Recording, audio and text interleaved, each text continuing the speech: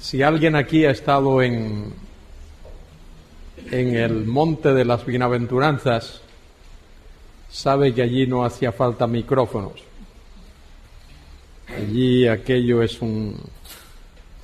una especie de valle que va hacia el mar de Galilea, y el Señor habló y no le hizo falta micrófono.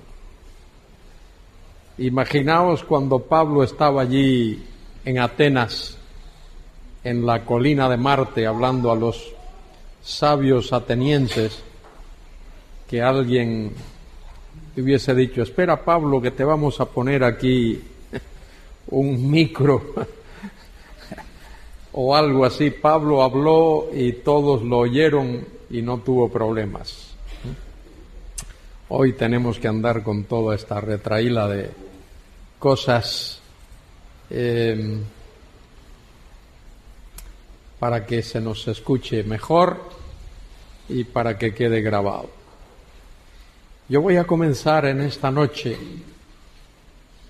hablando de un tema amplio que incluye varios de los otros temas que están en este manual tan bien preparado que nuestros hermanos han logrado para nosotros. Y voy a comenzar con dos cosas. Una de ellas es una aclaración, porque todavía algunos en la última conferencia, el miércoles, todavía no captaron bien cómo es eso que José pudo dar los derechos legales a Jesús. ¿Os acordáis que hablé de eso? ¿Ah? ¿Cómo es eso que José pudo dar los derechos legales a Jesús para que el Señor ocupase el trono? José no podía ocupar el trono. Sus hijos tampoco. ¿Quiénes fueron los hijos de... bueno, si tuvo más hijos, ninguno de ellos, José no podía. Hermanos de José tampoco. El problema era con la llamada maldición de Jeconías, o si uno hubiese querido darle el diminutivo, pues Conías, ¿no? Conías o Jeconías. Los hijos de Jeconías no podían. Sus dos hijos, ¿quiénes fueron? Uno era Zorobabel y el otro Salatiel. Salatiel y Zorobabel, ahí está en Mateo capítulo 1. Ninguno de los dos hubiese podido, porque en Jeremías capítulo 22, versículo 30, Dios pronunció una maldición contra Jeconías, y Dios le dijo que ninguno de la posteridad de aquel varón se sentaría en el trono de David. Aunque tuviese el derecho legal, no podía sentarse en el trono. Entonces a mí se me ocurrió una ilustración. Va a haber un gran partido de fútbol. Gran partido de fútbol. El Real Madrid contra el Barcelona. Imaginaos, gran partido. Y alguien quiere ir a ese partido para ver cómo el Barcelona aplasta al Real Madrid. Cómo lo destruye, lo acaba. Y hace todos los esfuerzos y se compra una entrada para ir a ver el partido. Y la compra. La compra. Esa entrada le da todos los derechos para el día del partido ir a hacer acto de presencia allí y verlo. y esta persona está muy entusiasmada, está muy interesada. La semana antes no duerme pensando en lo que va a ocurrir. Pero resulta que 4 o 5 días antes del partido se enferma gravemente y lo llevan al hospital y lo ingresan en la UBI. No puede ir a ver el partido. Pero esa persona tiene un gran amigo, un familiar cercano, y le da esa entrada. Él no puede ir, está vedado, no es físicamente capaz de ir, pero le otorga los derechos legales para entrar en el estadio a otra persona. Y esa persona puede ir, hacer acto de presencia, mostrar aquella entrada y puede entrar y sentarse allí. Algo así ocurre. Jeconías está maldito, Dios lo ha maldito. Su descendencia, ninguno de su descendencia puede entrar, puede subir, puede tener acceso al trono a causa de esa maldición.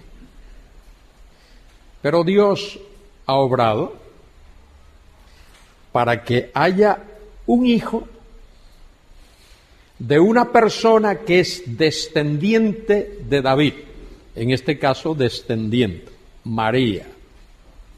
María es descendiente de David a través de Natán, quien no tiene derecho al trono porque es otro hijo de Salomón con otra de sus mujeres. Pero José tiene derecho al trono. Solo que él es descendiente de Conías o Jeconías y no puede él acceder al trono. Entonces José otorga los derechos legales a Jesús. De manera que Jesús cumple los 2 requisitos. Ser descendiente de David, que lo es a través de María, que es descendiente de David, y tener los derechos legales al trono, que los recibe de José, que él no los puede usar porque tiene encima de él la maldición de Conías. Dios obra para que en el Señor Jesucristo se cumpla estrictamente lo prescrito por el Señor, que el Mesías tiene que ser descendiente de David, y Jesús lo es, y tener los derechos legales al trono, que los tiene porque José, al adoptar a Jesús, se los otorga. Y esa es la explicación. Y eso es lo que la palabra de Dios enseña. Y no podemos darle más vuelta, porque así lo ha hecho Dios.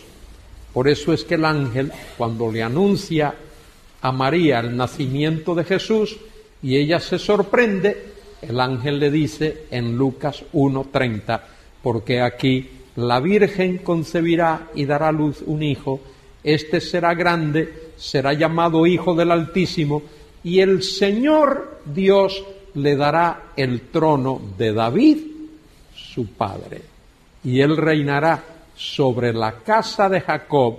Casa de Jacob es otra manera de decir la nación de Israel. Y él reinará sobre la casa de Jacob para siempre. Y su reino no tendrá fin. De manera que él va a reinar por siempre. Hablamos de un milenio, un reinado terrenal de 1000 años, ya hablaré de eso en la semana próxima. Hablamos de un milenio, pero el milenio es el prólogo histórico del reino eterno del Señor.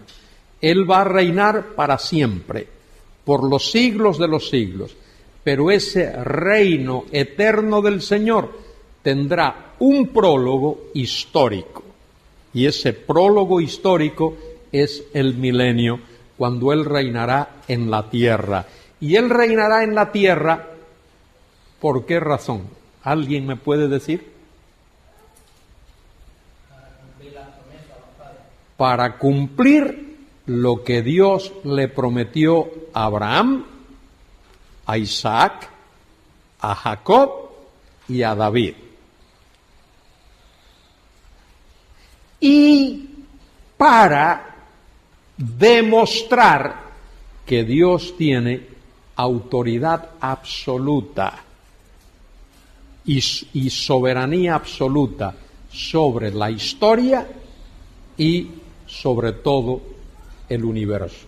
Por eso tiene que haber un reino terrenal. Esa promesa o promesas que Dios hizo a Abraham nunca se ha cumplido hasta el día de hoy. Las promesas que Dios hizo a Isaac, que son las mismas, y a Jacob, que son las mismas, no se han cumplido hasta el día de hoy. Y la promesa que Dios hizo a David en el pacto davídico tampoco se han cumplido hasta el día de hoy, de darle una casa, un trono y un dominio, un reino estable para siempre. Ahora, esa es la primera cosa que quería decir esta noche. La segunda cosa que quiero decir antes de entrar en el tema de hoy es el hecho de que es de suma importancia, tal vez para algunos y para algunas esto resulte extraño y difícil, lo siento mucho, voy a intentar hacer lo que mi querido profesor, el doctor Ryrie, decimos en castellano, nos decía en clase, lo tuve de profesor en varias asignaturas, y él es un tremendo pensador, muy ordenado, muy sistemático. Y él nos decía a nosotros, chicos, no compliquéis lo simple, simplificad lo complicado. Entonces yo voy a intentar simplificar algo que podría resultar complicado. Hay una asignatura, una materia, un tema que estudiamos muy necesario que se llama hermenéutica. Hermenéutica. Por ahí, por el manual, hay algo ahí sobre hermenéutica. Voy a tratar de resumir algo sobre esta cuestión. La palabra hermenéutica viene de Hermes. Hermes. A lo mejor alguien aquí conoce una persona que se llame Hermes. Yo he conocido a algunos. Los griegos tenían un panteón, muchas deidades.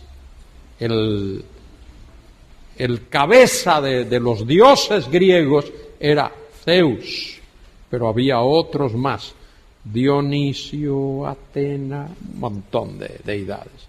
Y entre los dioses griegos había uno que se llamaba Hermes. Hermes era el dios que en la mitología griega interpretaba el mensaje de los dioses. Cuando los dioses, supuestamente, todo eso es mitología, hablaban, quien interpretaba el mensaje de los dioses era Hermes. Y de ahí viene la palabra hermenéutica. Hermenéutica viene de ahí. Hermenéutica es una ciencia y un arte. Es las dos cosas. Es una ciencia porque se guía por reglas, normas, leyes. Todas las ciencias tienen que guiarse, basarse en leyes, en normas, en reglas. Pero la hermenéutica también es un arte, porque el arte, ¿verdad que sí? ¿Dónde están los músicos aquí? El arte hay que practicarlo. Si tú quieres ser bueno en algo, tienes que practicarlo. Si quieres ser un buen pintor, tienes que invertir horas. Si quieres ser un gran escultor, tienes que invertir horas. Si quieres ser un gran pianista, tienes que invertir horas. Uno comete en la vida algunas estupideces. Yo hace años cometí una estupidez, de las muchas que he cometido en mi vida.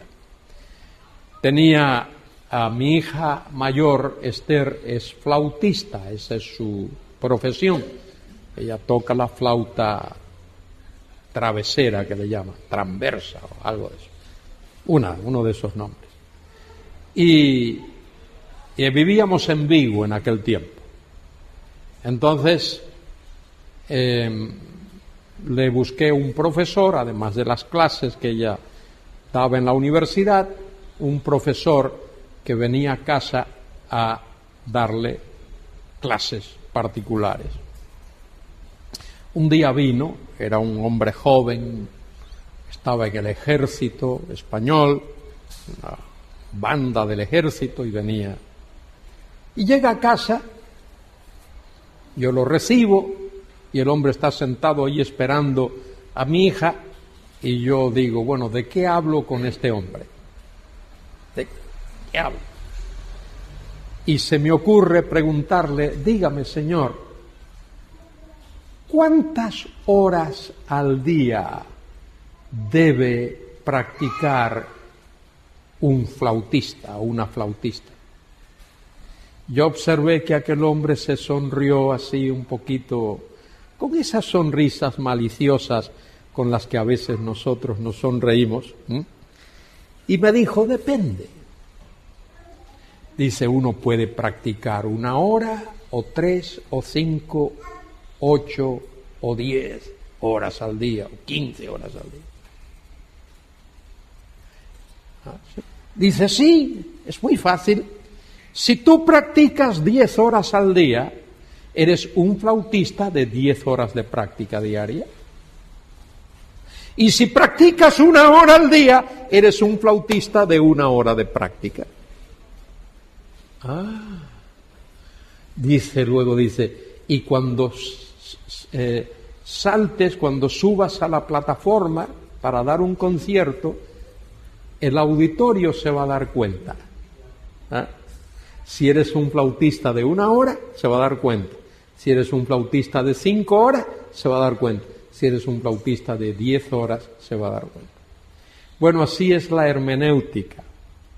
La hermenéutica es un arte. Hay algunos que quieren abrir la Biblia y poner su dedo ahí, angustiado él y afligido, y entonces ahí arman un sermón y no se dan cuenta de lo que eso implica. Por eso yo le digo a mis hermanos, hay que estudiar, hay que quemarse las pestañas, hay que doblar los codos, hay que desvelarse. Y cuando tengo que enseñar en algún seminario por ahí, a veces voy a Honduras a enseñar a pastores, le digo a esos pastores que si no les gusta leer, si no les gusta estudiar, están en la profesión equivocada, que se pongan a vender aguacate o mango o calabazas o papayas o lo que sea, pero que no estén en esa profesión, porque si tú quieres ser predicador, pastor, maestro, tienes que estudiar. Si no te gusta estudiar, te equivocaste. Has equivocado el rumbo. Has equivocado el rumbo. Muy bien, esto de hermenéutica. Y esto es lo que quería decir muy sencillamente. Hablé de los griegos. Antes de Cristo, los griegos tenían toda esa mitología. Cómo interpretaban, cómo descubrían el significado del supuesto mensaje de los dioses. Tenían que utilizar un método, un sistema que se llama alegoría. Alegorizar. Y alegorizar es un método ficticio, subjetivo, inventado de descubrir la verdad. A través de la alegoría uno nunca llega a descubrir la verdad, porque la alegoría lo primero que hace es anula la historicidad de lo que uno quiere interpretar. No pone el dedo en el acontecimiento histórico. Segundo problema con la alegoría. La alegoría es subjetiva. Si hay dos intérpretes, habrá dos interpretaciones distintas. Mateo me estaba preguntando acerca de esto ahora cuando venía. Si hay dos intérpretes, hay dos interpretaciones distintas.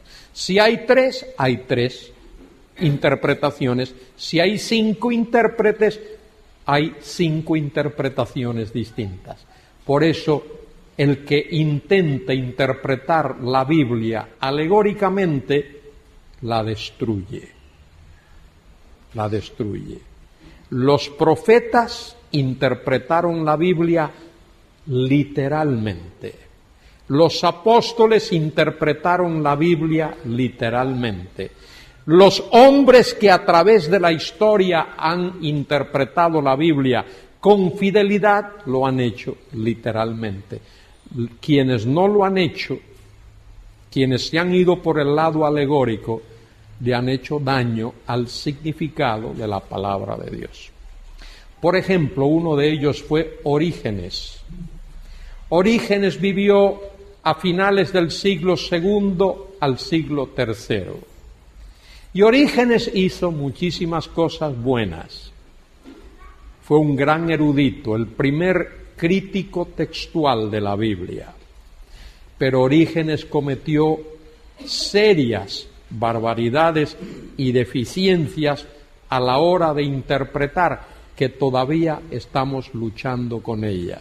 Una de las cosas que Orígenes hizo fue adoptar, porque él estudió y sirvió en Alejandría, en el norte de Egipto, y Alejandría era una ciudad griega, aunque allí vivían muchos judíos, era una ciudad griega, y Orígenes adoptó el método griego alegórico de interpretación y sentó las bases para lo que posteriormente Agustín de Hipona, en el siglo IV al V, tomó para sí, que fue el método alegórico aplicado a la profecía. El método alegórico aplicado a la profecía. Esa es la base de lo que se llama el amilenarismo. Creer que no habrá un milenio, un reinado terrenal visible de Cristo en la tierra que durará 1000 años. Los amilenaristas, que no les gusta a ellos, no les gusta esa palabra, el amilenarista quisiera que hubiese otro término para denominar su teología, pero es que no existe otro término. Han buscado, han procurado otro término, pero no hay. Entonces, algunos dicen, mire, algunos amilenaristas dicen, el reino se está llevando a cabo ahora en el cielo. Cuando un cristiano muere, va para ese reino. Bueno, si eso es así, entonces ese reino no tiene nada que ver con nosotros. Otros dicen, la iglesia es el reino. Pero, ¿cuál iglesia es el reino? Cuando en el reino la voluntad de Dios será hecha en la tierra como en el cielo. De manera que hay un serio conflicto ahí. ¿Y a qué se debe ese conflicto?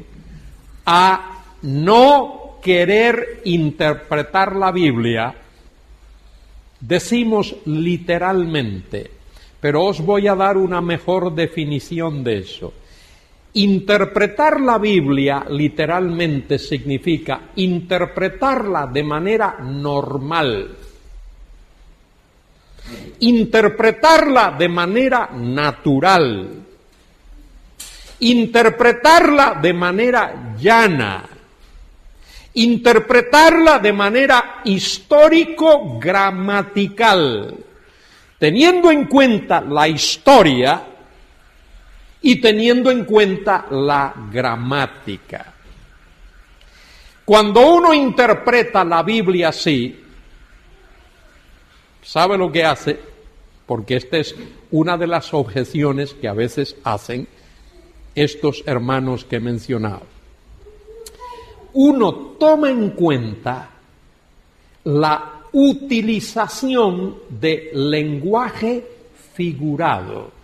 En la Biblia hay muchas figuras. Lenguaje figurado abunda en la Biblia. Hace unos días estábamos leyendo un texto en el libro del profeta Isaías. El libro del profeta Isaías es el que más lenguaje figurado tiene. En las universidades en Estados Unidos, en los departamentos de literatura inglesa, el libro de Isaías es lectura requerida, mire, el libro de Isaías, por el número tan grande de figuras de dicción, figuras literarias, figuras de dicción, metáforas, todo eso. Libro de Isaías, capítulo 1, versículo 18. Venid luego, dice Jehová, y estemos a cuenta, si vuestros pecados fueren como, mire ahí, como, eso es un símil, como la grana, como la nieve serán emblanquecidos. Grana y nieve son dos cosas que uno puede ver, tocar, oler. Son figuras. Como la nieve serán emblanquecidos. Si fuesen rojos como el carmesí, y uno sabe lo que es el carmesí, su color lo puede, vendrán a ser como blanca lana. Y la lana, pues también es algo que uno puede ver y tocar, etc. Entonces, mire, el gravísimo error que a veces se comete. Dicen algunos, no entiendo el libro del Apocalipsis. El libro del Apocalipsis está repleto de figuras, muchas figuras, símbolos. Señores, la razón de por qué hay tantos símbolos en el Apocalipsis y tantas figuras es para que podamos entenderlo. Las figuras no son para oscurecer el significado. Los símbolos no son para oscurecer el significado, son para aclarar el significado. Es todo lo contrario. Cuando en el Apocalipsis a Satanás se le llama dragón, es para que nos demos cuenta de que es un ser terrible, horrendo, temible. Cuando al anticristo se le llama la bestia, es para que entendamos su carácter. Cuando a Jesucristo se le llama el Cordero Inmolado, es para que sepamos que Él es el sacrificio por nuestros pecados. Cuando se habla de trompetas, eso habla de algo que tiene que ver con dar una orden. Todo aquel que ha estado en el ejército sabe que es así. Cuando se habla de el estruendo como de muchas aguas, uno sabe lo que es. Hemos estado un par de veces allí por las cataratas del Niágara, y cuando uno llega allí escucha el estruendo de los millones y millones de galones de agua que descienden allí por aquellas cataratas, el estruendo de muchos. Entonces, ¿cuál es la cuestión? La cuestión es esta, mire, póngame atención ahora, voy a simplificar lo complicado. Que haya símbolos en la Biblia no significa que uno tiene que interpretarla simbólicamente.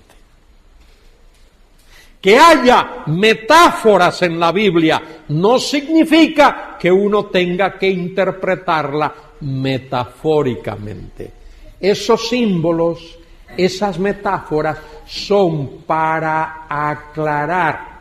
Por ejemplo, dice Santiago, allí en el capítulo 3 de su epístola, la lengua es un fuego. ¿Qué está usando Santiago ahí? ¿Qué usa? Una metáfora. Para que entendamos el carácter dañino de la lengua. Y seguramente aquí habrá alguien que alguna vez ha sido afectado por el uso de la lengua de alguien. Dice Santiago, la lengua es un fuego, un mundo de maldad. Y cuando nosotros hablamos de eso, de un mundo, ¿de qué hablamos? De algo grande, algo extenso, algo abarcador. Y luego dice que la lengua es infernal. Es infernal.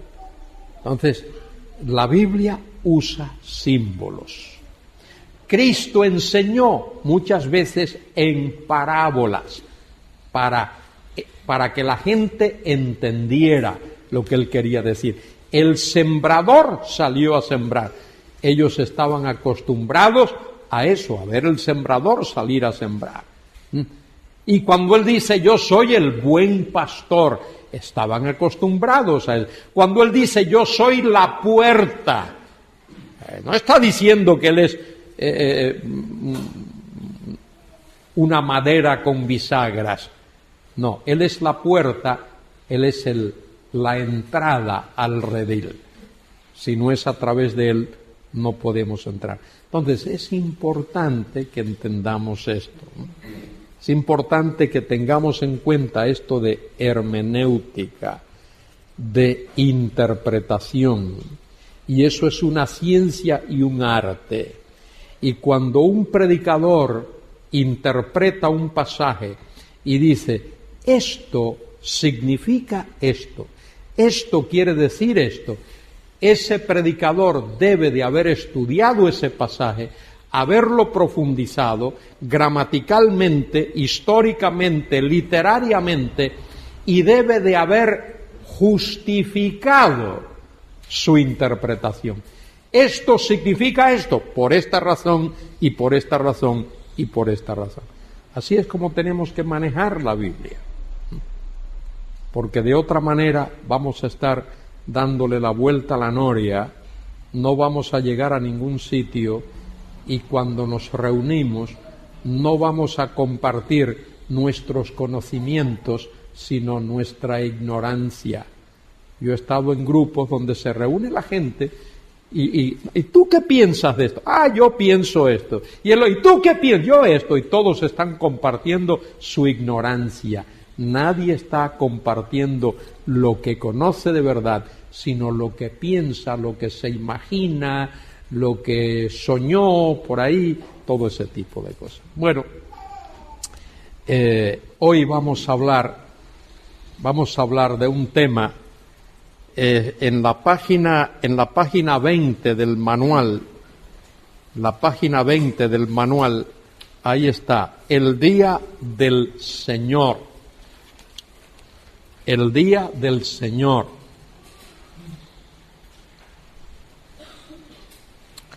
Esa es una frase que aparece varias veces en el Antiguo Testamento y aparece también en el Nuevo Testamento. Es una expresión sumamente importante, el día del Señor. En el Antiguo Testamento, Yom, que es la palabra día, Yom Yahvé. Yom Yahvé. Y en el Nuevo Testamento aparece Heimeras Kyriou, día del Señor. Heimeras Kyriou, el día del Señor. El día del Señor. Esa expresión se usaba en el Antiguo Testamento de por lo menos 3 maneras distintas. Para hablar de una intervención directa de Dios en un momento concreto de la historia de Israel. Por ejemplo, Joel habla de plagas que destruyeron las cosechas de cierto año. Hace 1 año o 2 aquí pasó una plaga de langostas por aquí, por las islas, y había miedo de que destruyese, y esas langostas efectivamente acaban con las plantas, comen las hojas y las dejan.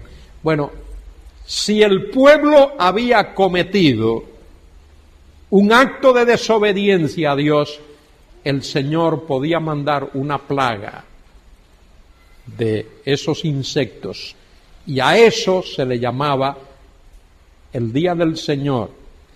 También tenía que ver cuando, por desobediencia también del pueblo, Dios no solo enviaba una plaga de langostas o de insectos cualquiera, sino un ejército extranjero. Ese acto divino de permitir que un ejército extranjero atacase, invadiese al pueblo de Dios, a eso se le llamaba también Yom Yahvé, día de Jehová. Cuando los babilonios, por 13 meses, en el año 587, los babilonios, dirigidos por Nabucodonosor, sitiaron la ciudad de Jerusalén. A esa intervención sería también llamada Día de Jehová. Pero, por encima de esos dos usos, había un uso profético. Algo que miraba al futuro lejano,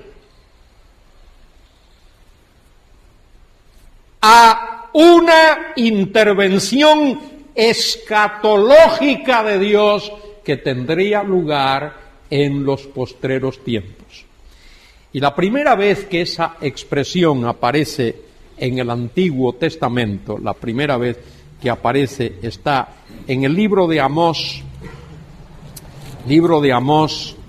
capítulo 5, versículo 18.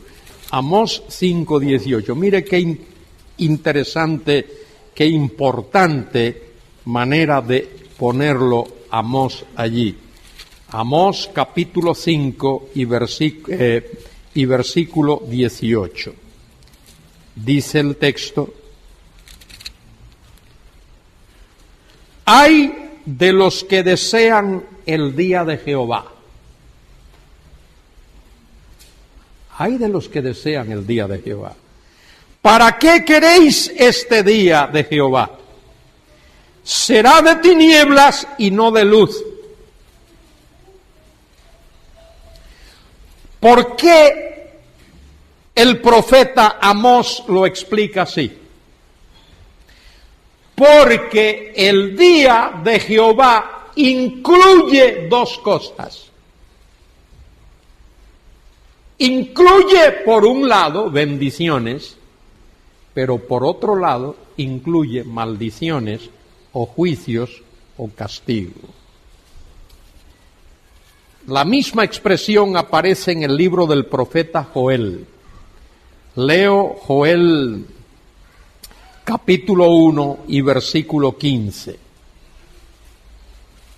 Ay del día, porque cercano está el día de Jehová, y vendrá como destrucción por el Todopoderoso. Vendrá como destrucción por el Todopoderoso. Bueno, aprovecho ahora para adelantar esto. Una de estas noches, uno de estos días, la próxima semana o cuando sea, vamos a hablar del tema de la gran tribulación. Y cuando hable de la gran tribulación, vamos a ver que la Escritura dice que habrá hambres y pestes y terremotos y guerras y todas esas cosas. Y las va a haber. Entonces, algunos, y particularmente los amilenaristas, que creen que la Iglesia va a pasar por la gran tribulación, y los premilenaristas del pacto, que también creen que la Iglesia va a pasar por la gran tribulación, dicen, pues ya ves, hay guerras, y hay terremotos, y hay inundaciones, y hay todas esas cosas, y hay pestes, y hay hambre, y hay miseria. Y ahora tenemos esas cosas, pero ¿cómo las tenemos? Las tenemos en un sentido aisladas, no son generales. Cuando esas cosas ocurran en el período de la gran tribulación, van a ocurrir simultáneamente en toda la tierra. Y van a ocurrir por intervención del Dios Todopoderoso, que es lo que dice Joel aquí. Y más adelante dice, capítulo 2, versículo 1 y 2, tocad trompeta en Sión, dad alarma en mi santo monte, tiemblen todos los moradores de la tierra, porque viene el día de Jehová. Viene el día de Jehová, porque está cercano, día de tinieblas y de oscuridad, día de nube y de sombra, como sobre los montes se extiende el alba. Así vendrá un pueblo grande y fuerte, semejante a él no lo hubo jamás, y después de él no lo habrá en años de muchas generaciones. Y a través de Joel el Señor está anticipando lo que va a ocurrir. Eso que ocurrió en tiempos de Nabucodonosor y eso que ocurrió en tiempos de Tito cuando destruyó Roma, eso y lo que ocurrió en tiempos de Antíoco Epífanes en el año 171 antes de Cristo, eso fue pequeño comparado con lo que vendrá después. Muy bien, también en el mismo libro de Joel, capítulo 2, versículos 28 y 29.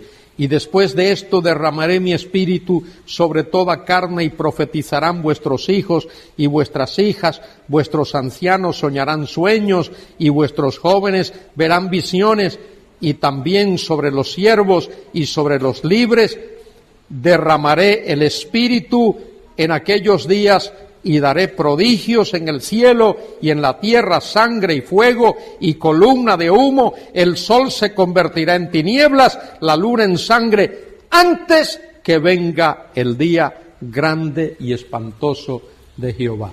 Y eso no se cumplió el día de Pentecostés.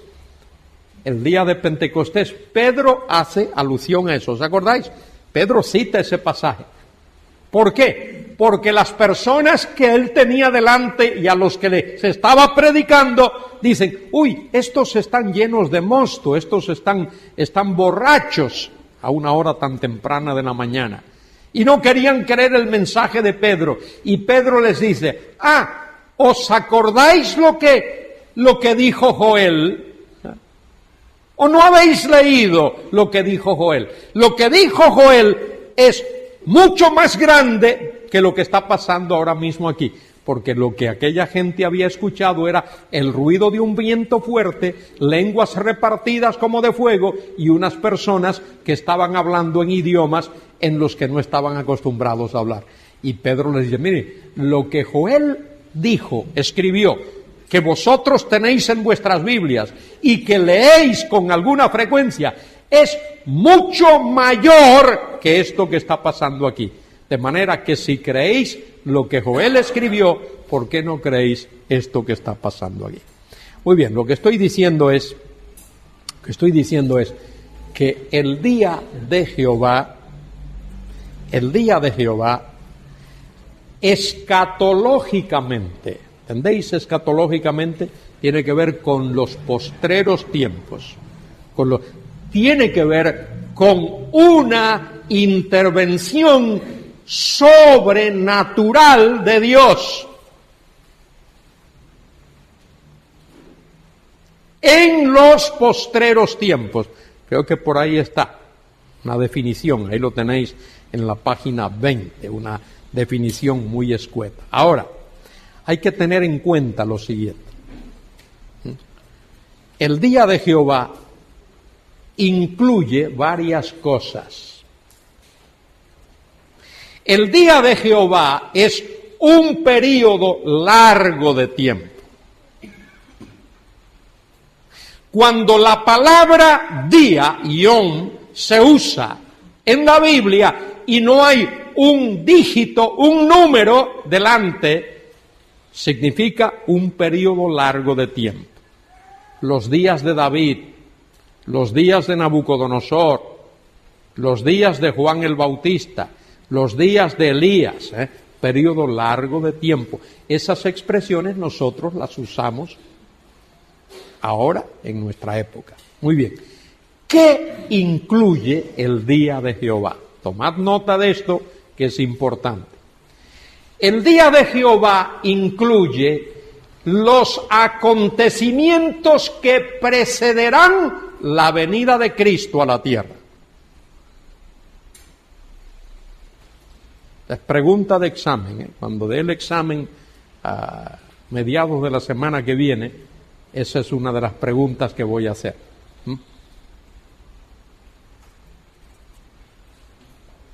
No os asustéis.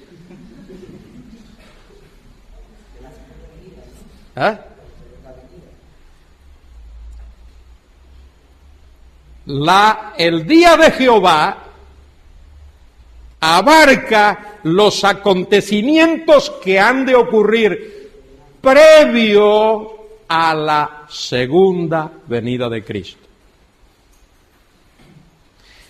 Primera cosa. Segunda, el día de Jehová incluye los acontecimientos que serán simultáneos con la venida de Cristo. Los que van a ocurrir antes de la venida de Cristo, los que van a ocurrir simultáneamente al mismo tiempo que la segunda venida de Cristo.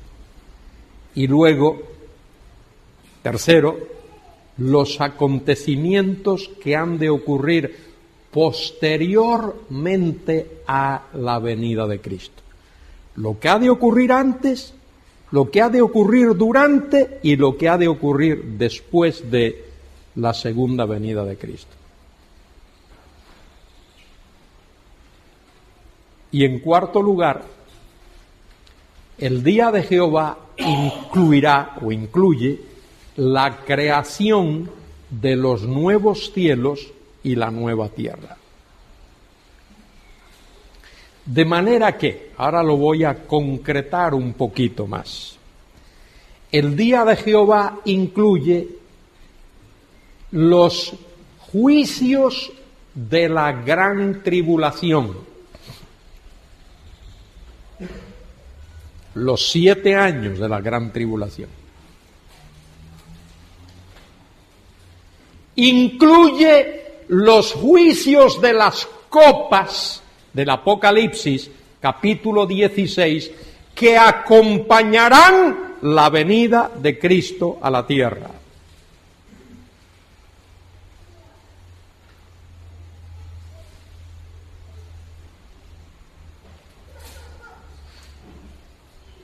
incluye también la destrucción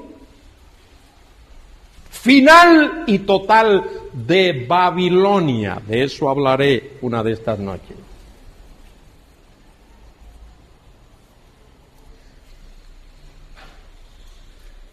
Incluye la revelación visible de Cristo, su venida visible a la tierra, cuando Él venga con poder, con majestad, con gloria. Incluye su reinado terrenal, ese milenio, esos 1000 años de reinado de Cristo. Incluye el juicio del gran trono blanco. Apocalipsis 20, del 11 al 15. E incluye la creación de los nuevos cielos y la nueva tierra. Apocalipsis, capítulo 21. Todo eso está incluido en ese tiempo, en ese espacio de tiempo largo, más de 1000 años, que se le llama el día del Señor, en el Nuevo Testamento, el día de Jehová en el Antiguo Testamento. Vamos a ver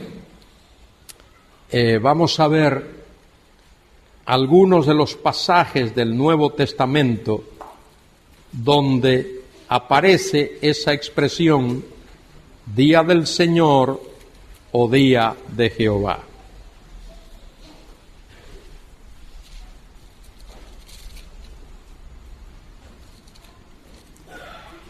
En la primera carta de San Pablo a los tesalonicenses,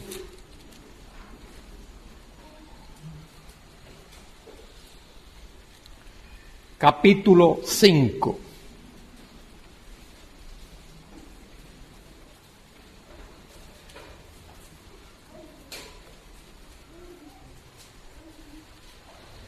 Dice: pero acerca de los tiempos y de las ocasiones, no tenéis necesidad, hermanos, de que yo os escriba.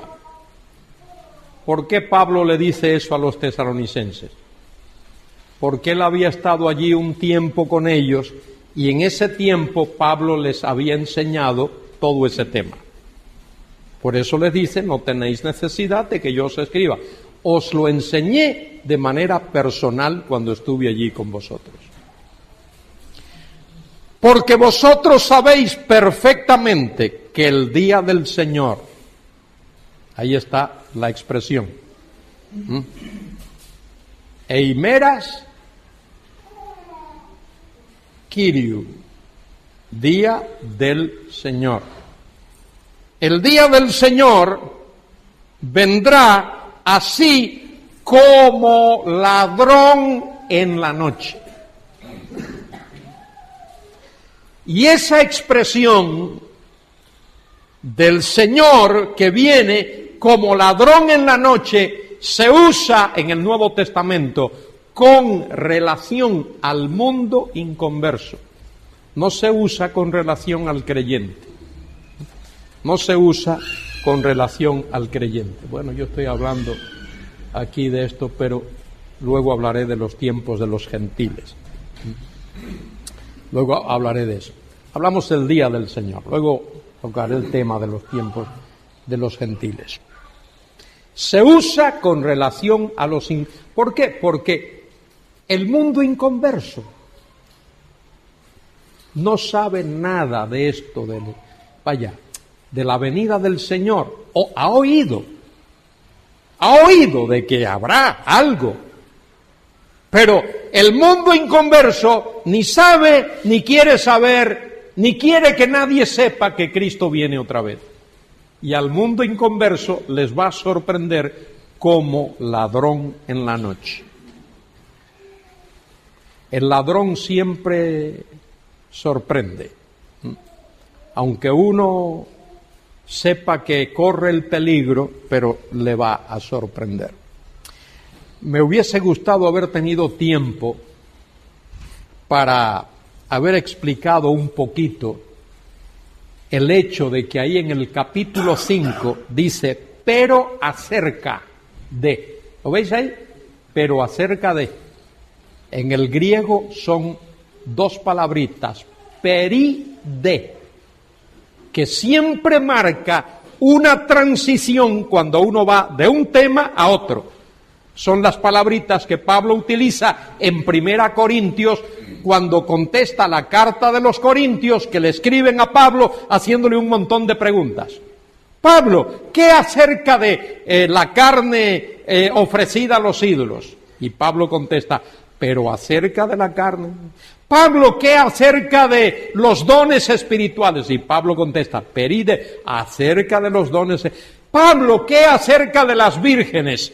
De las doncellas que no. Y Pablo le contesta, y siempre utiliza eso para indicar que cambia de un tema a otro. Digo esto porque aquí, en esta carta, ocurre exactamente lo mismo. En 1 Tesalonicenses 4, del 13 al 18, Pablo habla del rapto de la iglesia. El rapto de la iglesia no es la segunda venida de Cristo, es el rapto de la iglesia. Entonces no confundamos eso. El rapto de la iglesia es un aspecto de la venida de Cristo que tiene que ver con la iglesia. La iglesia es llevada, sacada de este mundo para encontrarse con el Señor en las nubes. Pero no es la venida física, visible, literal, corporal, gloriosa de Cristo a la tierra. Y Pablo quiere indicar esa transición. Y es por eso que en el capítulo 5 habla de peride, acerca de los tiempos y de las ocasiones. No tenéis necesidad, hermanos, de que yo os escriba, porque vosotros sabéis perfectamente que el día del Señor vendrá así como ladrón en la noche, que cuando digan, cuando digan paz y seguridad, esa va a ser dos palabritas que los políticos del mundo van a usar en eso.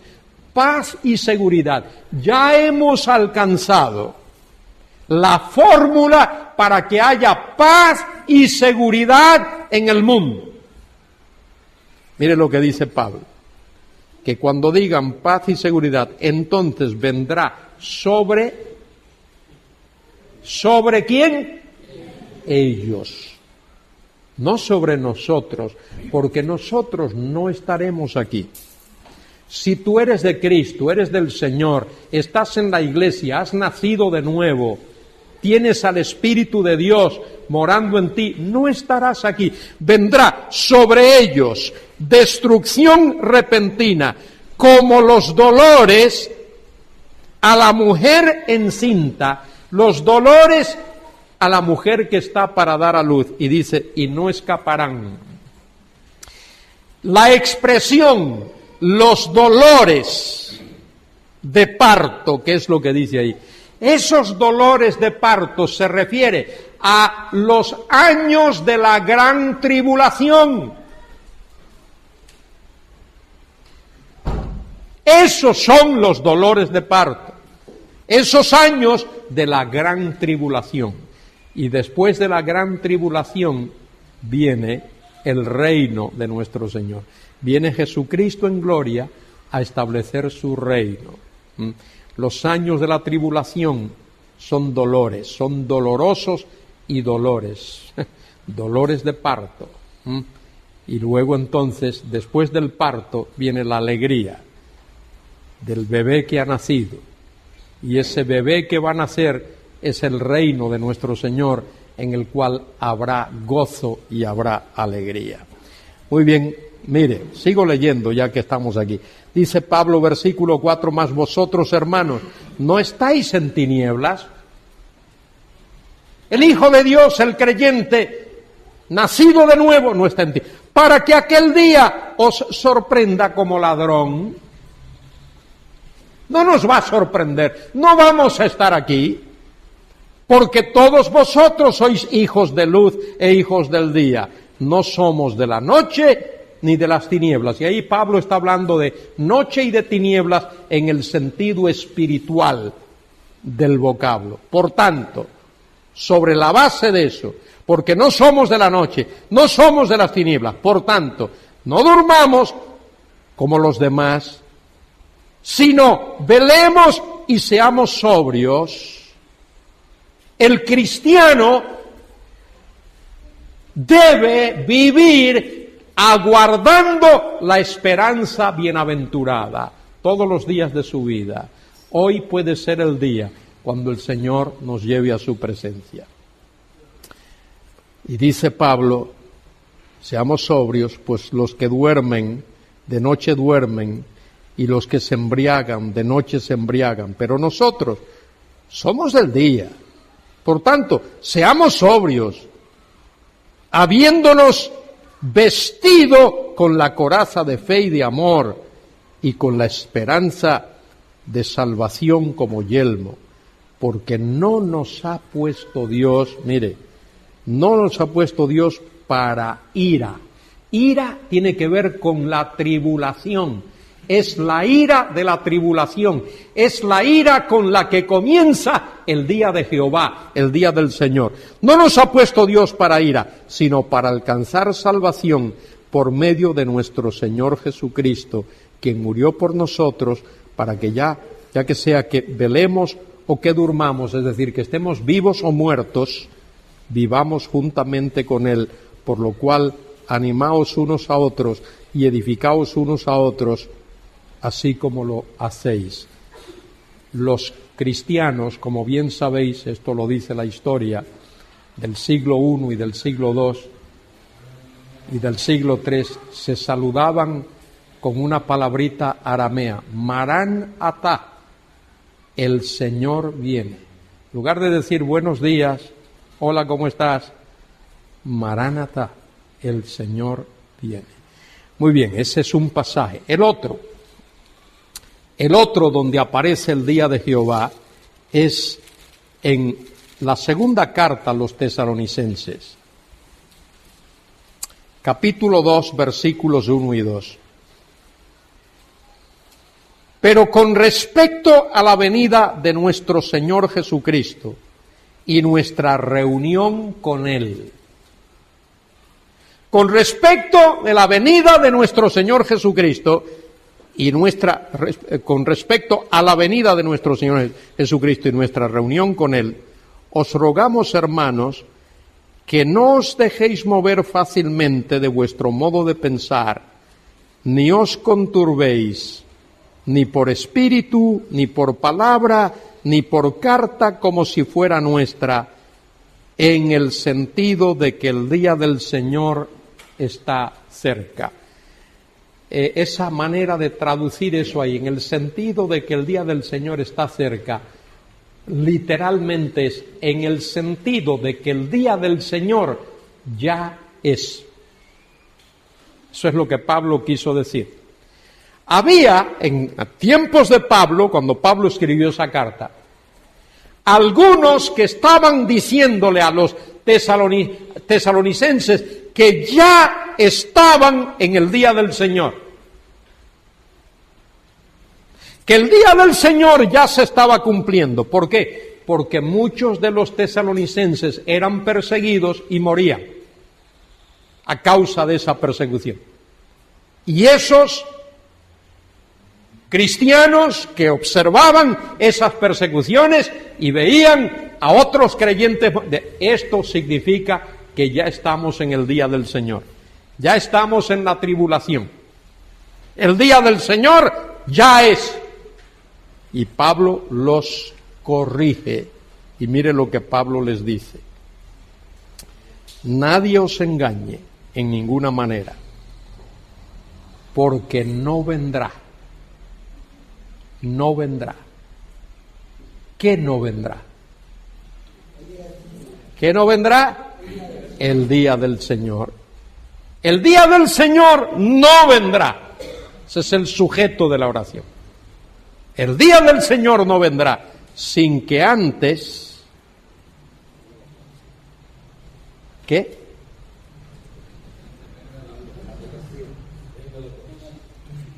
sin que antes venga la apostasía y se manifieste el hombre de pecado, el hijo de perdición. Dos cosas tienen que ocurrir: la apostasía y la manifestación del hombre de pecado, que es el anticristo.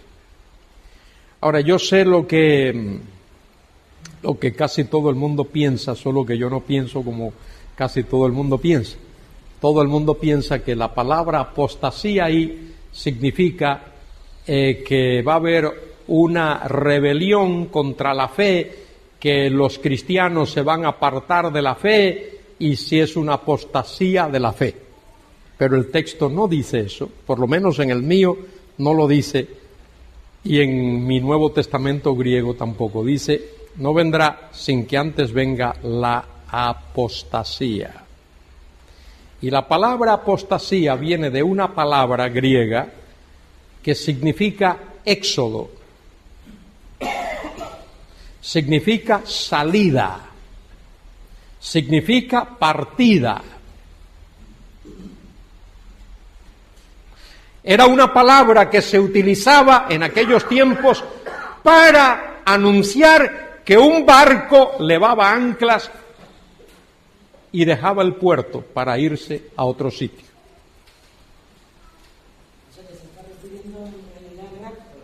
Eso es lo que yo creo, que se refiere al rapto de la Iglesia. No creo que se refiera, porque siempre la palabra apostasía es un vocablo, digamos, neutro, en el sentido de que hay que calificarlo. Alguien puede, y se usa en el Antiguo Testamento, en el Nuevo Testamento, apostatar de Moisés, apostatar de la Iglesia, apostatar de la fe, pero hay que decir de qué. Y ahí no dice de qué. Solo dice que el día del Señor no vendrá sin que antes tenga lugar la apostasía, la salida, la partida, el éxodo.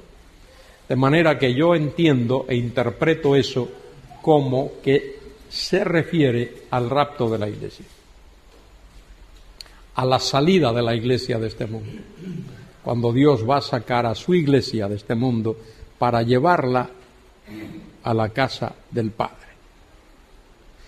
Y después de eso, y no tiene que ser al día siguiente, ni al mes siguiente, ni al año siguiente, va a aparecer en el mundo el hijo de perdición, el hombre de pecado, la bestia, el anticristo, el engendro de Satanás. De manera que no va a haber día del Señor, no va a haber un comienzo de la gran tribulación sin que antes haya ocurrido el rapto de la Iglesia, primero, y después la manifestación del hijo de perdición, del hombre de pecado, del anticristo. ¿Por qué? Porque el anticristo es el que va a firmar el pacto con la nación de Israel, más que firmar, obligar, imponer un pacto a la nación de Israel. Y es la firma, la concertación de ese pacto lo que va a indicar el comienzo de la gran tribulación. Algunos predicadores de otras generaciones, espero que los de ahora no tanto, pero a veces todavía sí, particularmente en el mundo carismático, donde esto se utiliza mucho, siempre hablan de o que la Iglesia va a pasar por la tribulación, que eso lo enseñan mucho ellos, cosa que no es correcto, o que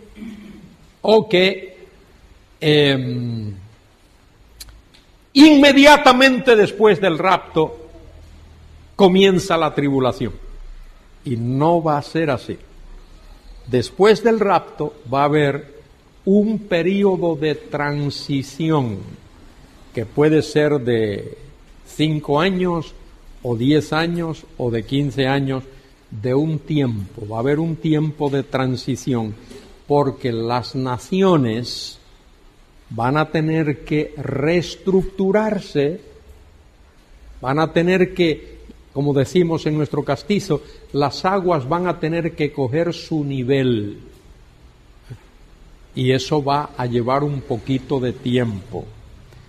Y una de las cosas que va a ocurrir después del rapto de la iglesia, una de las cosas que va a ocurrir después del rapto de la iglesia, es que Babilonia va a volver otra vez por sus fueros. Esa región que hoy llamamos Irak, rica en muchísimas cosas, no solo en petróleo, sino en minerales y en muchas otras cosas, va a volver por sus fueros y va a ocupar un lugar prominente en el mundo, tanto políticamente como socialmente, como económicamente, como religiosamente. Va a ocupar un lugar importante en el mundo. Y eso va a ocurrir después del rapto de la iglesia. ¿Por qué digo esto? Porque la Biblia profetiza que Babilonia será destruida sobrenaturalmente. Esto lo dice la Biblia en los capítulos 50 al 52 del libro de Jeremías. Allí está. Babilonia fue fundada por Nimrod. Génesis 10:9. Nimrod era una especie de precursor del anticristo. Dice allí que Nimrod fue excelente cazador delante de Dios. Pero la palabra, esa preposición delante de, más bien significa en contra de Dios. Y Nimrod no solo fundó Babilonia, el reino de Babilonia, también fundó Nínive. Ahí lo dice en Génesis capítulo 10. Y toda esa región se convirtió en el foco mundial, la capital mundial de la idolatría.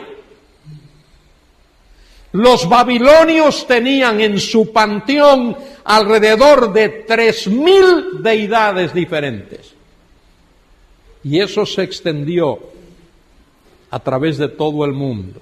Babilonia contaminó el mundo con idolatría y desafió a Dios.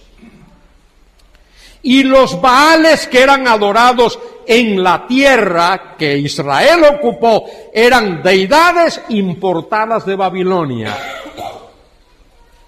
Y los fenicios, Tiro y Sidón, adoraban a Marduk, el jefe del panteón babilonio.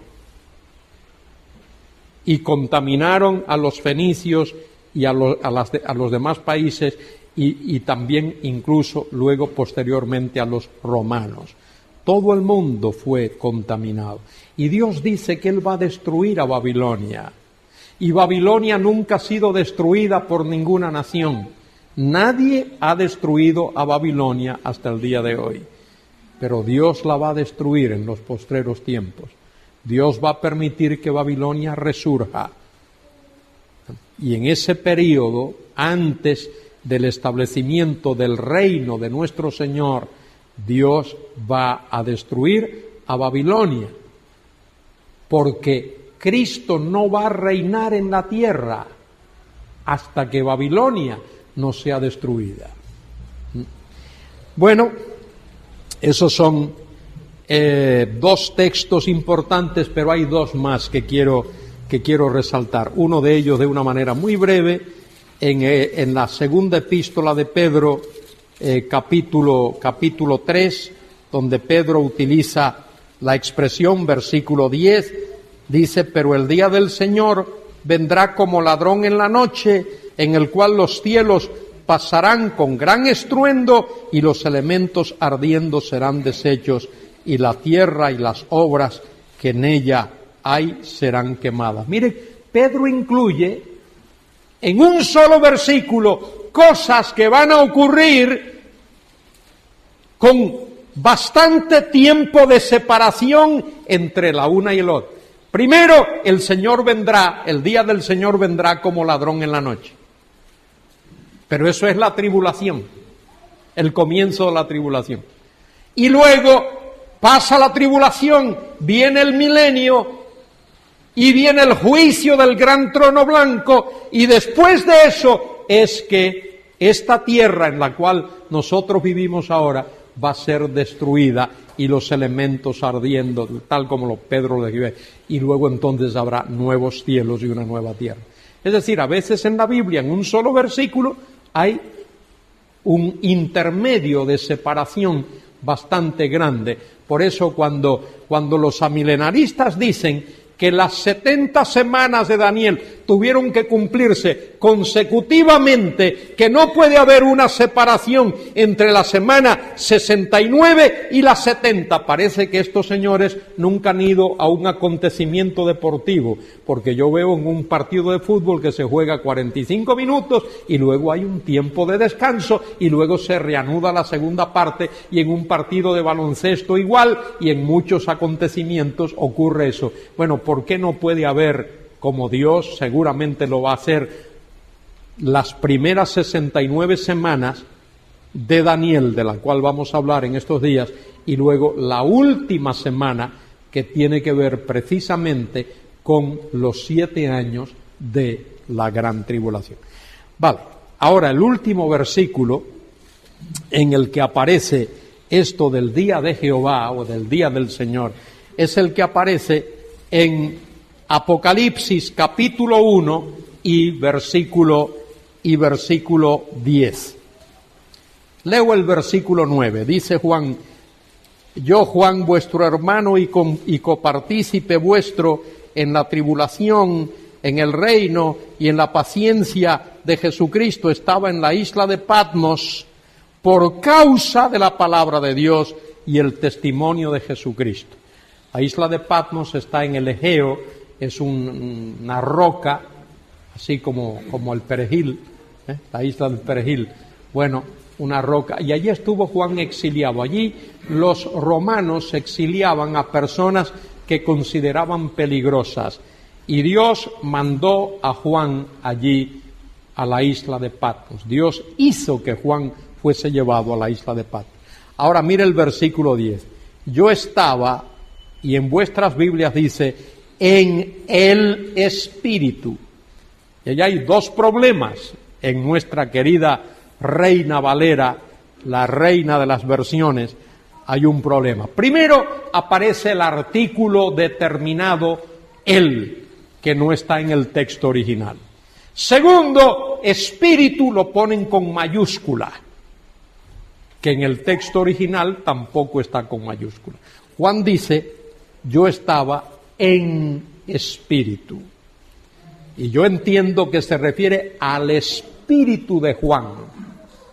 Juan estaba en la isla de Patmos y en espíritu, en una especie de éxtasis, él fue elevado, llevado, colocado en una situación, dice Juan, yo estaba en espíritu en el día del Señor. Kiriake, Emeras, o Emeras Kiria, en el día del Señor. ¿Qué hizo Dios? ¿Qué hizo el Señor? Tomó a Juan, su persona espiritual. Pablo tuvo una experiencia similar. Según a los Corintios 12, Pablo dice, conozco a un hombre que si en el cuerpo, no lo sé, si fuera del cuerpo, tampoco. Fue llevado hasta el tercer cielo, donde tuvo visiones y revelaciones que Dios le dijo, no se la digas a nadie, no se la digas a nadie. Y luego, como Pablo había tenido eso, él tenía la tendencia, como todo hombre, ser humano, a gloriarse. ¿Y qué hizo Dios? Le mandó un mensajero de Satanás que lo abofetease para que no se enalteciese, no se enorgulleciese. Y entonces Pablo dijo, Señor, quita esto de mí. El Señor le dijo, bástate mi gracia. Bueno, algo así. Juan fue llevado y colocado en una situación, en un ambiente en el cual él pudo visualizar todo lo concerniente al día del Señor. Los juicios de la gran tribulación. La venida en gloria de Cristo. El reino de nuestro Señor. Y todas las otras cosas. En el capítulo 12, los protagonistas de la tribulación, ahí está la nación de Israel, está el dragón, está nuestro Señor Jesucristo, está el arcángel Miguel, está el remanente de la nación de Israel, todo eso, y Juan lo pudo contemplar. De manera que ahí el día del Señor se refiere a eso. El día del Señor es ese largo periodo de tiempo que incluye todos esos acontecimientos. Los juicios de la tribulación, la venida en gloria de Cristo, la derrota del anticristo y sus huestes, el reino glorioso del Mesías, el juicio del gran trono blanco y la creación de los nuevos cielos y la nueva tierra. Todo eso incluido ahí, y Dios lo tiene en su palabra para que nosotros nos humillemos delante de Él y reconozcamos que Dios es el soberano. Ahora, tengo aquí esto, los tiempos de los gentiles. ¿Puedo hacer una pregunta tonta? Bueno, sabes que toda pregunta tonta por lo general recibe una respuesta tonta. No. Ah, amiga. Es que aquí en Apocalipsis leemos el dragón, ¿vale? Sí. Dice dragón. Uh-huh. Pero en griego, dragón es serpiente. No.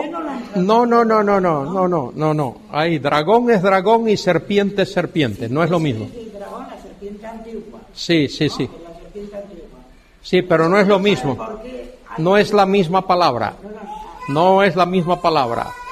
Dragón habla de el aspecto temible de esa, no necesariamente el aspecto físico, sino de el carácter temible de Satanás. Serpiente habla de su carácter sutil, engañoso. Creo que en el capítulo 12 por ahí se describe un poquito esto.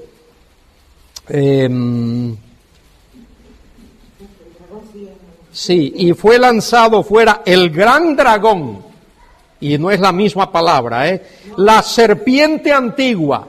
Por eso yo decía, ¿por qué si en griego dragón es serpiente? No, es que no es. No es la misma palabra. No es la misma, no. Que se llama diablo y Satanás, y diablo y Satanás son dos palabras diferentes. Diabolos es calumniador, y Satanás significa adversario. Y este personaje, mire, para que podamos entenderlo, recibe tantos nombres. Por ejemplo, mire, hay dos palabras que se utilizan en los Salmos, y creo que en el libro de Isaías también se utiliza, aparece Rahab. A veces se utiliza Rahab. ¿Por qué? Porque Rahab era un personaje de la mitología babilonia adoptada por los cananeos. Y también habla de la serpiente sinuosa, que también era otro personaje de la mitología. Y esos dos seres o personajes o deidades son incorporados por los escritores de la Biblia, el Espíritu Santo les permite que incorporen para que el lector pueda entender un poquito más de las terribles características de ese ser que es Satanás. O sea, ¿son dos palabras? Sí, son totalmente diferentes. Muy bien. ¿Alguna otra pregunta tonta? Tiempo de los gentiles. Muy bien. Los tiempos de los gentiles. Los tiempos de los gentiles. Esa expresión aparece en el Evangelio según San Lucas. Vamos al Evangelio según San Lucas.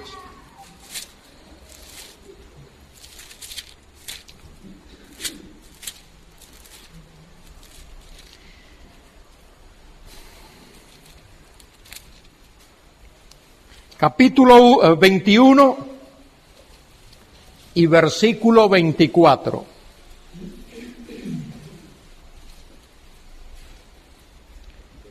Y observad que ahí el Señor utiliza esa expresión. Es la única vez que aparece en la Biblia, en el Nuevo Testamento, así, de esta manera. Leo el versículo 23. Mas hay de las que estén encintas y de las que críen en aquellos días, porque habrá gran calamidad en la tierra e ira sobre este pueblo. Gran calamidad en la tierra e ira sobre este pueblo, y el Señor se está refiriendo concretamente al pueblo de Israel, a su pueblo. Y caerán a filo de espada, y serán llevados cautivos a todas las naciones. Y añade, y Jerusalén será hollada por los gentiles. Y ahí la gramática griega es lo que se llama un futuro perifrástico. Futuro perifrástico habla de una acción continua. Una acción continua. Jerusalén estará siendo constantemente pisoteada, hollada por los gentiles. Y ahora viene un adverbio, hasta. Ese es el mismo adverbio que se utiliza cuando en Mateo 24 el Señor dice que en los días de Noé estaban comiendo y bebiendo tal, hasta que vino el diluvio y se los llevó a todos, la misma palabra. Y es la misma palabra que utiliza cuando instituye lo que llamamos la cena del Señor. Todas las veces que comieres de pan y bebieres esta copa, la muerte del Señor recordáis hasta que Él venga, la misma palabra. Y lo que el Señor está profetizando ahí es que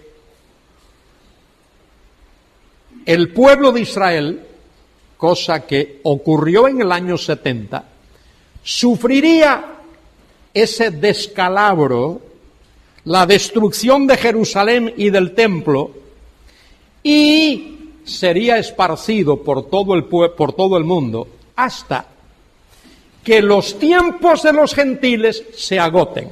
Pero es que los tiempos de los gentiles ya han comenzado.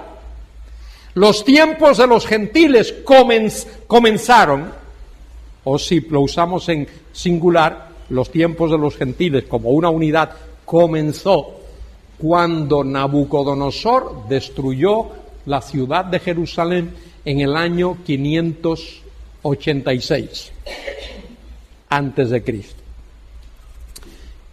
¿Por qué digo esto? Nabucodonosor destruye la ciudad de Jerusalén. Viene el cautiverio babilónico. Después de los babilonios, Daniel 2, la cabeza de oro, Babilonia, viene el imperio de los medos y los persas. Y la nación de Israel sigue bajo la tutela, la autoridad de los gentiles.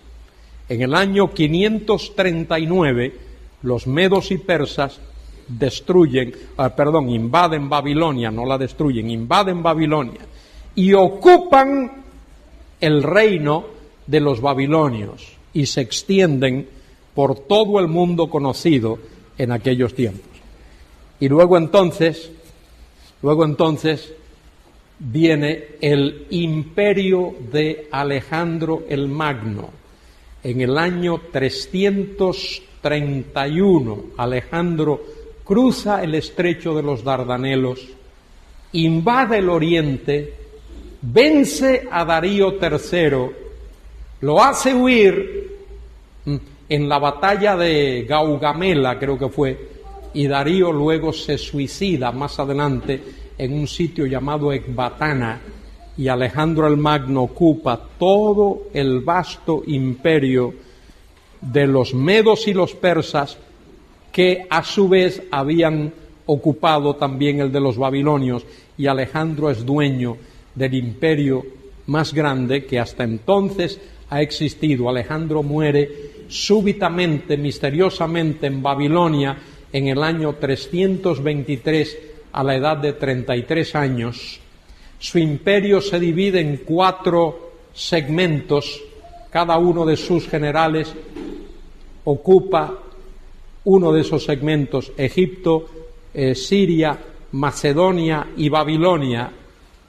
Y luego hay guerras entre ellos hasta que los romanos en el siglo III comienzan a emerger, se apoderan de la parte occidental del Mediterráneo primero, los romanos, las llamadas guerras púnicas, y luego para el año 146 destruyen la ciudad de Cartago, destruyen la ciudad de Corinto en el mismo año.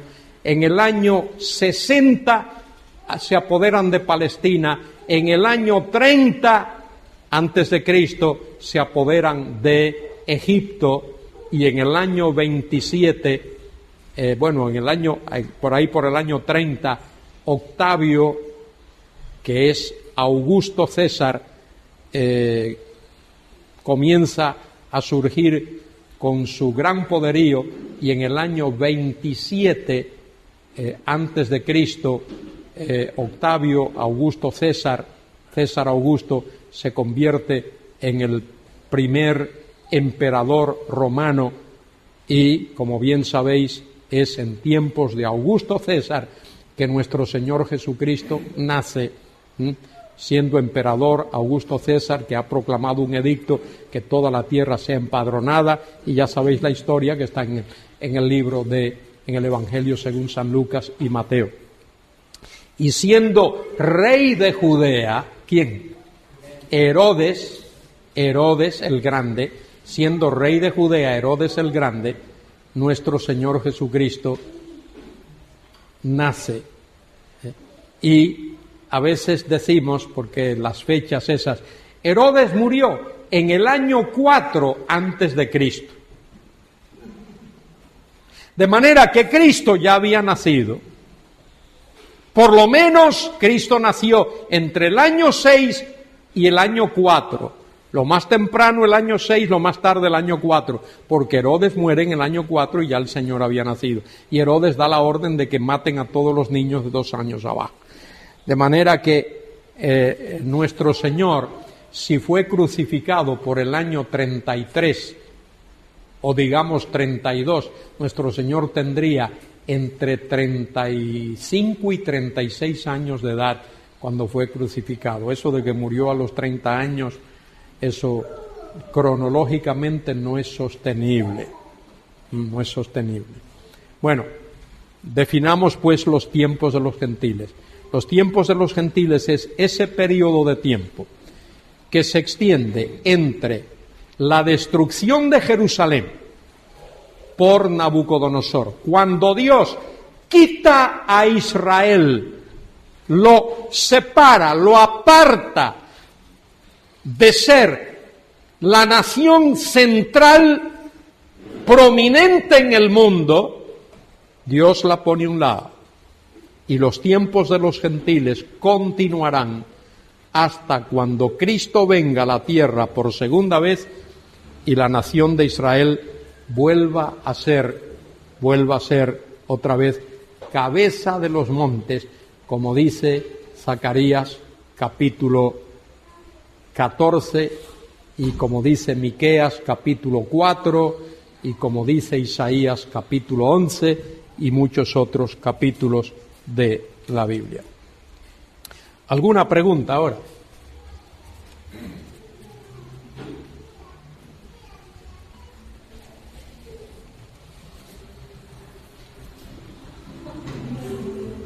No preguntéis todos al mismo tiempo, por favor. Tenemos todavía 1 hora y 15 minutos.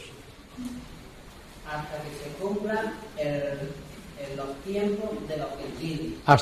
¿Y después qué? Hasta que se cumplan los tiempos de los gentiles, entonces es cuando el Señor Jesucristo viene, lo acabo de decir, y Jerusalén volverá a ser, ¿qué? Cabeza de los montes, volverá a ocupar la preeminencia que ocupó en el pasado con mucha más gloria todavía, porque no tendrá un rey terrenal, humano, reinando, sino que tendrá al Mesías, al Cristo, Rey de Reyes, quien cumplirá ese versículo de Lucas 1:33, y reinará sobre la casa de Jacob para siempre, y su reino no tendrá fin. De manera que, repitiendo lo mismo, tal vez con un matiz diferente, abarca los tiempos de los gentiles desde la separación de la nación de Israel de su sitio de prominencia a causa de su pecado y de su rebeldía, hasta que el remanente se arrepienta, el remanente de los postreros tiempos, y el Señor reine sobre ellos, y la nación de Israel sea restaurada, ocupe ese lugar que va a ocupar como he dicho ya, en los postreros días, en los postreros tiempos. Dice en Zacarías capítulo 14, versículo 9, y Jehová será rey sobre toda la tierra. En aquel día Jehová será uno y uno será su nombre.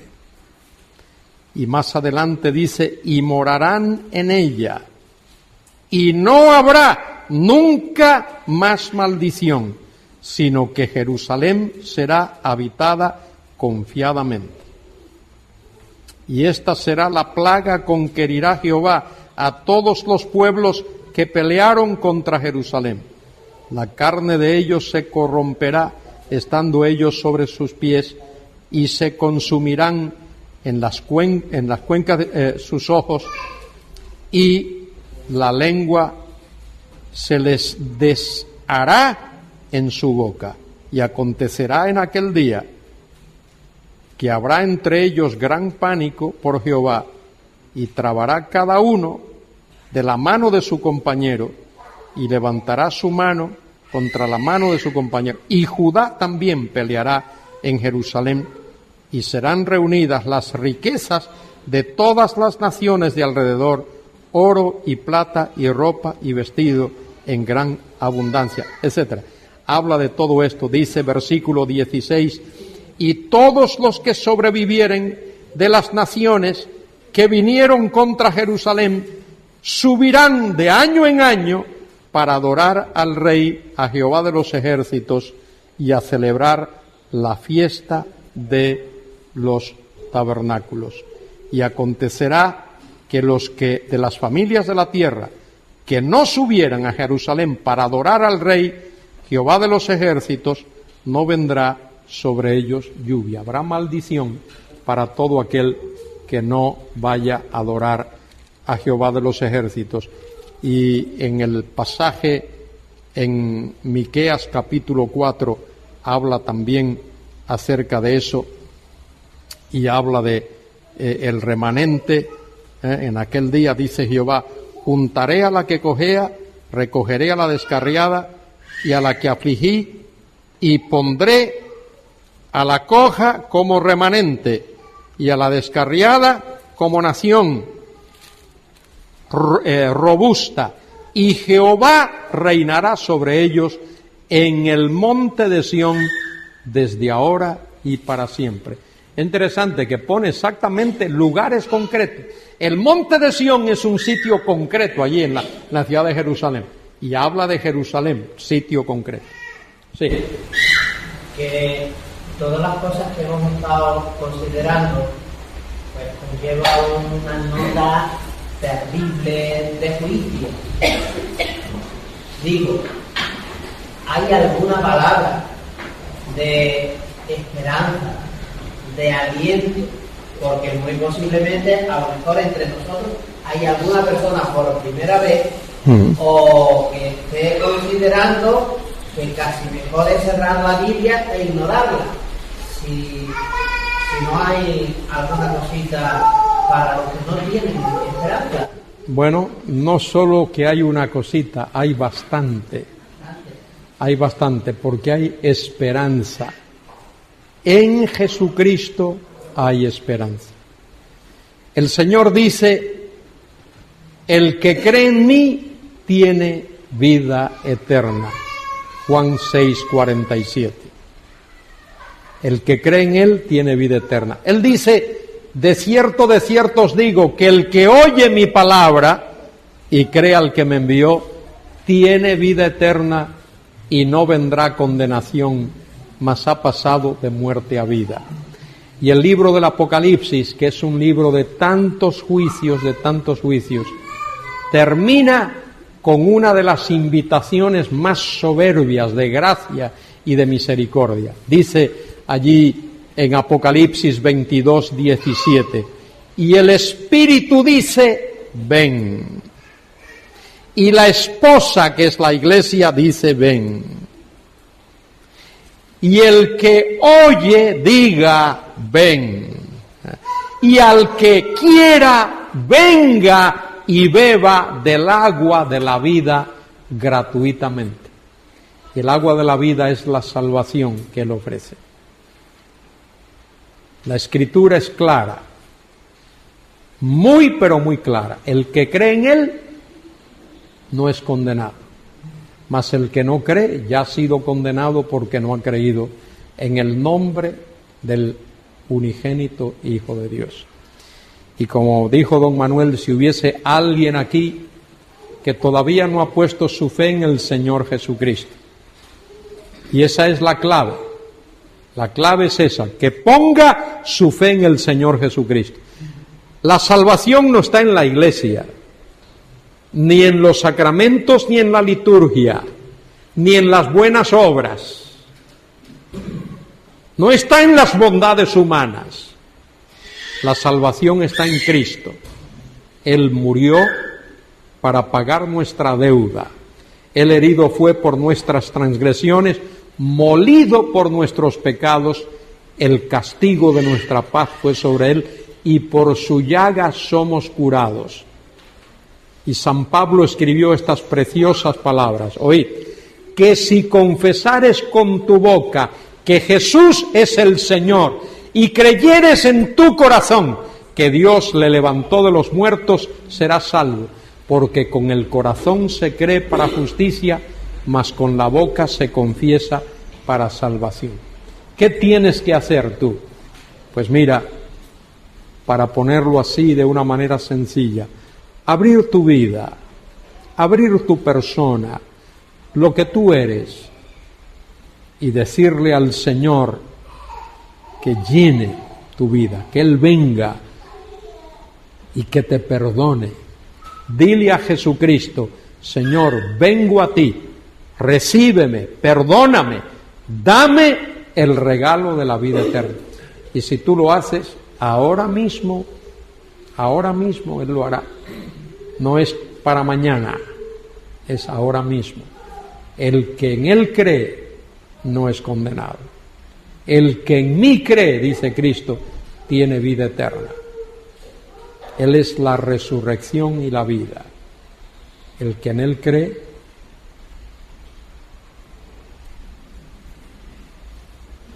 pasa de muerte a vida. No morirá eternamente. mas ha pasado de muerte a vida.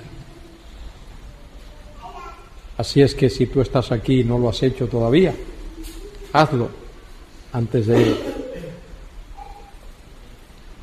¿Qué vamos a hacer? ¿Cantar algo o no vamos a cantar nada?